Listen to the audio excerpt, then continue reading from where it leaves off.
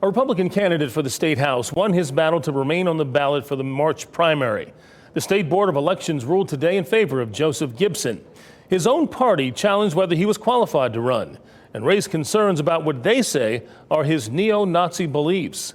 WRAL Capitol Bureau Chief Laura Leslie is live at the legislative building with both sides of this story. Laura?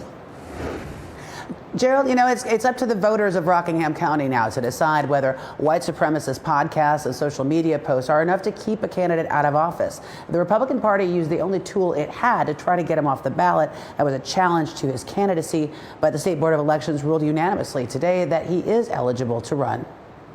The GOP was trying to keep Joseph Gibson off the primary ballot for a state house seat in Rockingham County. They challenged him over his felony record, but the state board ruled unanimously that Gibson had had his rights restored over the years and is qualified to run. And they, unfortunately, I feel like decided wrongly. Stephen Wiley is the director of the House Republican Caucus. He did the research on Gibson and said he shouldn't be on the GOP ticket. Wiley accuses Gibson of being a neo-Nazi and a documented liar. And it's just the neo-Nazi stuff is just scratching the surface with him. I mean, he's a conspiracy theorist of the highest order. Not a neo-Nazi. I've never been a member of a neo-Nazi group. Gibson claims he's not anti-Semitic, but his social media accounts are filled with videos with anti-Semitic and white supremacist imagery, along with posts like this one. The Jewish-owned banks and media are the deceivers and liars that have funded and started every war. Gibson claims all those posts were, quote, generated by trolls. So you're saying that you did not post those things on social media? No, those were not, no. I never posted nothing on there, no.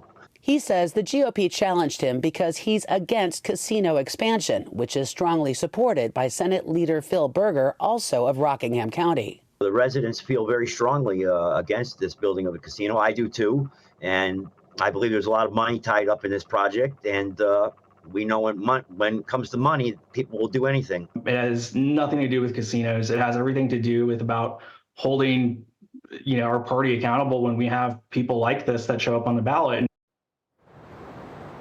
Wiley says he's confident that the incumbent, Representative Reese Pirtle, will win that primary election and defeat Gibson. That primary election happens on March 5th. Gerald? Laura Leslie live on Jones Street. Thank you, Laura.